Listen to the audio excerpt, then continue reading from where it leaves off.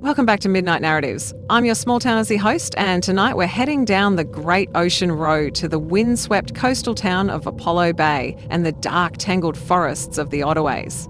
This beautiful region may look like paradise for holidaymakers, but beneath the postcard beaches and tourist cafes lies a past full of shipwrecks, mysterious deaths, vanished people, and eerie tales that still unsettle locals to this day. Or settle in, because tonight we're diving into 6 chilling true stories from Apollo Bay and its surrounds. Story 1. The SS Casino Disaster. The SS Casino was more than just a ship. For Apollo Bay and other small coastal towns along Victoria's southeast, she was a lifeline. Built in 1882, she ferried supplies, livestock and passengers for half a century. Locals grew up with her silhouette out on the horizon, and many owed their livelihood to the cargo she carried. She wasn't just a vessel, she was a familiar friend. On July 10th, 1932, that friend betrayed them. The casino had been trying to make port in rough weather, the kind of winter storm Apollo Bay knows too well. Locals on the beach could see her struggling, blown sideways by howling winds, the sea hammering her as if determined to swallow her whole.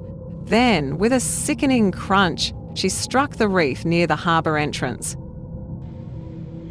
Chaos followed. The ship began to list violently as waves broke over her decks. Crew scrambled for lifeboats, but the storm tossed them like toys. On shore, men, women and children watched in horror. Some tried to swim out with ropes, others launched small boats, but the ocean was merciless. Survivors later described clinging to the rigging, the roar of the sea so loud they couldn't hear their own screams. 31 lives were lost that night, sons, fathers and husbands. And the beach was left littered with wreckage and the grief of a town. Divers who explore the wreck today often report a heavy silence once they descend. Some say they hear muffled voices or see movement out of the corner of their mask, figures in the silt that vanish when looked at directly. Whether it's imagination or memory echoing in the waves, no one leaves the casino untouched. Story 2. The Vanishing of Charlie Shepherd. In 1950s, life in Apollo Bay was tough but simple. Farmers worked their paddocks by day, families gathered by firelight at night, and the forests of the Otways loomed just beyond, vast and untamed. Charlie Shepherd was one of those farmers, a rugged, dependable man who lived near the Barham River with his cattle and working dogs. One morning, Charlie set out to check his herd. It was routine, something he'd done thousands of times. But that evening, when the cattle returned without him, alarm bells rang. His wife raised the alarm and soon neighbours and police joined the search. The Otways can be unforgiving. The thick undergrowth swallows sound, the canopy blocks light, and gullies drop away without warning. Search parties combed the forest day and night, calling his name. His loyal dog returned days later, bedraggled and restless. But there was no sign of Charlie, not a boot, not a hat, not even a shred of clothing. Whispers began.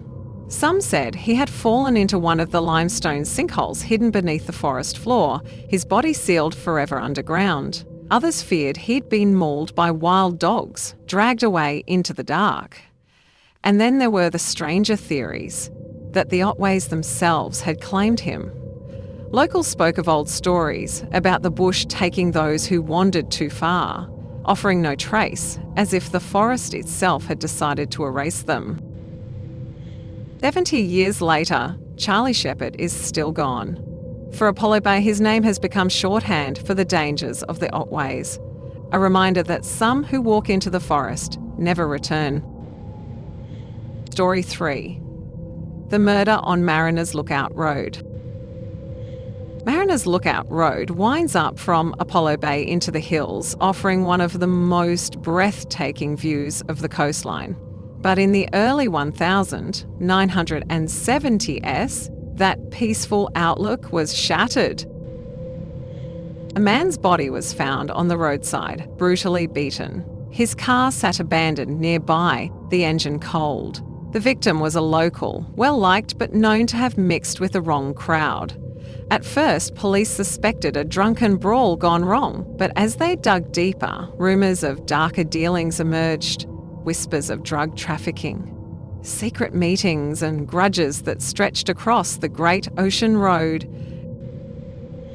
No one was ever convicted. Witnesses were unreliable, stories shifted, and fear silenced those who might have spoken. The case faded into the background, overshadowed by other crimes. But for locals, the shadow lingered. Even today, Mariner's Lookout carries an eerie reputation. By day, it's a popular spot for families and couples, but after dark, the silence feels suffocating. People who've parked there at night talk about headlights in the rearview mirror that vanish without a sound, or the sense that someone is standing just outside their car in the darkness. A beautiful view, but one forever stained with violence. Story 4. The Cape Otway Light Station Tragedies. The Cape Otway Light Station stands like a sentinel at the edge of the continent, its beams slicing through the Southern Ocean since 1848. It guided ships away from disaster, but it couldn't save them all. The waters below became known as the Shipwreck Coast, for good reason. Life at the lighthouse was punishing. Isolated, battered by storms, the keepers and their families lived with constant fear. Fear of the sea, fear of illness, fear of madness. In 1855, tragedy struck when the lighthouse keeper's young daughter drowned in a rock pool near the cliffs. Locals said her mother never recovered, often seen standing by the lantern room, staring out to sea as if waiting for her child to return. Another story dates to the 1880s. A keeper, already struggling with loneliness, slipped into madness. He began carving strange symbols into the wooden walls of his quarters, muttering about voices in the wind. One night, he disappeared into the bush. He was never seen again. Some believed he had taken his own life on the cliffs. Others thought he wandered into the forest and perished. But there were whispers too that he hadn't been alone in the bush, that something had called to him from the darkness. Today, the light station is a tourist attraction. Guides often joke about the ghosts, but behind closed doors, they admit to more. Footsteps on empty staircases, doors slamming in locked rooms, cold hands brushing past on night tours.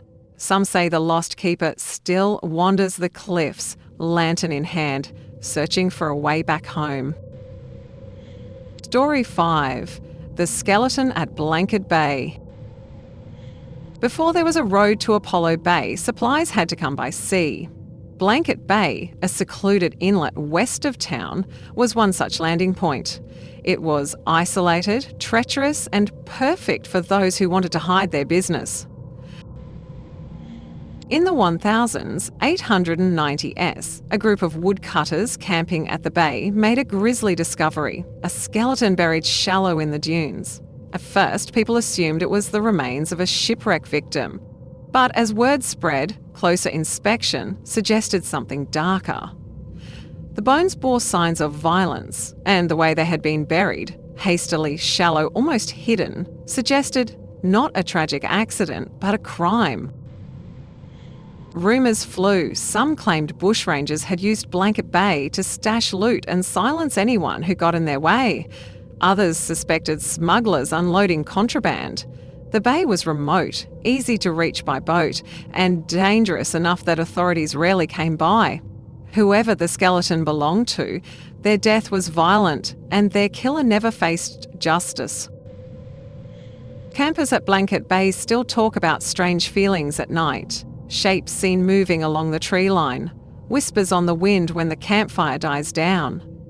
The bay is beautiful by day, but once the sun dips behind the ridge, the weight of that shallow grave lingers.